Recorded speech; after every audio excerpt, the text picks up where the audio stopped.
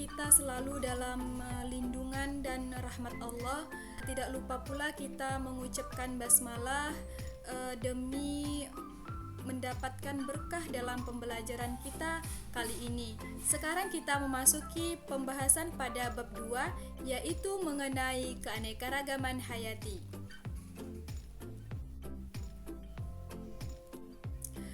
Nah, di sini ada peta konsepnya, di mana keanekaragaman hayati itu terbagi menjadi 3 bagian. Yang pertama, tingkat keanekaragamannya, kemudian dari segi keanekaragaman hayati di Indonesia, selanjutnya dari segi manfaat dan nilainya.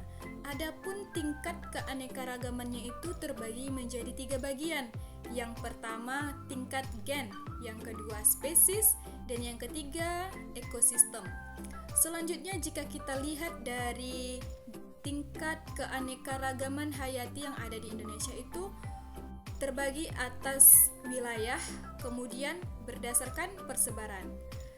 Selanjutnya, kita melihat kembali poin yang ketiga, di mana keanekaragaman hayati ini dilihat dari manfaat serta nilai. Nah, berbagai tingkat keanekaragaman hayati. 1. Keanekaragaman gen.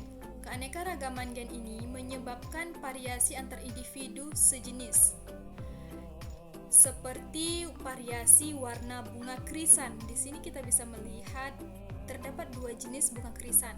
Ada warna kuning dan juga ada warna putih, dan terdapat warna kuning di tengahnya. Namun yang ini dia kuning secara keseluruhan. Selanjutnya ada variasi warna rambut kucing. Di sini ada warna abu-abu, warna kuning coklat, kemudian hitam kecoklatan dan abu-abu. Sebenarnya kita dapat melihat lebih luas tentang variasi-variasi warna ini. Hal ini disebabkan adanya keanekaragaman gen pada tiap tubuh individu itu. Nah, jadi bukan hanya pada bunga dan juga kucing ini, namun banyak lagi pada hewan-hewan dan tumbuhan yang lain yang memiliki variasi warna yang berbeda-beda pula.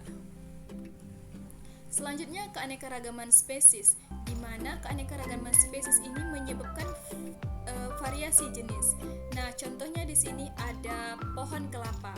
Keanekaragaman ekosistem. Nah, bisa kita lihat ada 4 ekosistem yang ditampilkan pada slide ini. Yang pertama ada ekosistem savana. Tanaman yang ada di ekosistem savana ini umumnya adalah rumput. Selanjutnya hanya ada beberapa pohon saja dan itu jaraknya sangat jauh. Kemudian pantai. Ekosistem pantai ini terdiri dari air laut, bebatuan atau karang, kemudian pasir. Selanjutnya ada pepohonan. Kemudian padang pasir, di mana pada ekosistem padang pasir ini kita dapat menemukan tanaman kaktus, karena tanaman kaktus ini bisa tumbuh di padang pasir. Selanjutnya ada ekosistem hutan hujan tropis. Nah, pada ekosistem hujan tropis ini bisa kita lihat pada hutan hujan tropis ini memiliki tanaman yang begitu lebat dan subur, serta ada air yang mengalir di bawahnya. Nah, sekarang ada contoh soal. Bagaimanakah keanekaragaman ekosistem itu terjadi? Nah, penyelesaiannya, dalam suatu ekosistem, komponen biotik berinteraksi dengan komponen abiotik sehingga dapat bertahan hidup. Namun, di setiap daerah, komponen biotiknya sangat beraneka ragam dan komponen abiotiknya berbeda-beda kualitas dan kuantitasnya. Perbedaan tersebut menyebabkan perbedaan interaksi pada setiap ekosistem sehingga menciptakan ekosistem yang berbeda pula. Nah, jadi untuk lebih memahami pembelajaran tentang ekosistem ini, kita dapat mengamati ekosistem atau lingkungan yang ada di sekitar kita. Selanjutnya ada keanekaragaman hayati berdasarkan karakteristik wilayahnya. Di sini ada contohnya. Yang pertama, Rafflesia arnoldii. Sumatera. Kemudian anoa terdapat di Sulawesi. Ada komodo yang terdapat di Pulau Komodo. Selanjutnya burung cendrawasih yang terdapat di Papua. Keanekaragaman hayati berdasarkan persebaran organismenya. Nah, di sini kita dapat melihat peta. Ada tipe fauna oriental dan peralihan serta Australia. Keanekaragaman hayati berdasarkan persebaran organisme. Nah, ada fauna tipe oriental. Nah, kemudian fauna tipe peralihan, ada fauna tipe Australia, kemudian ada flora malaysiana. Kemudian manfaat nilai keanekaragaman hayati.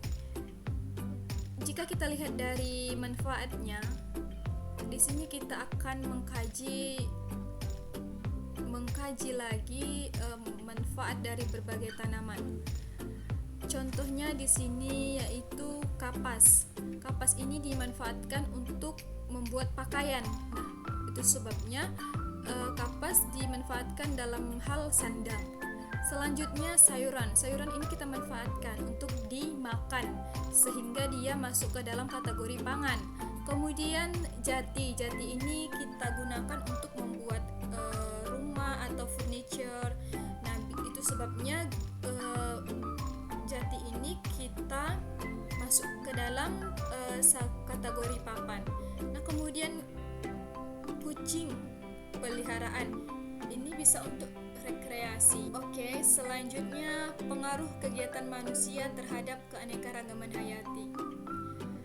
Ada plasma nutfah, kemudian ada kerusakan hutan, ada kerusakan laut, kemudian industri. Ini berbagai pengaruh kegiatan manusia ya terhadap keanekaragaman hayati. Bisa kita lihat macam-macam kerusakan yang terjadi. Nah, adapun usaha perlindungan alam.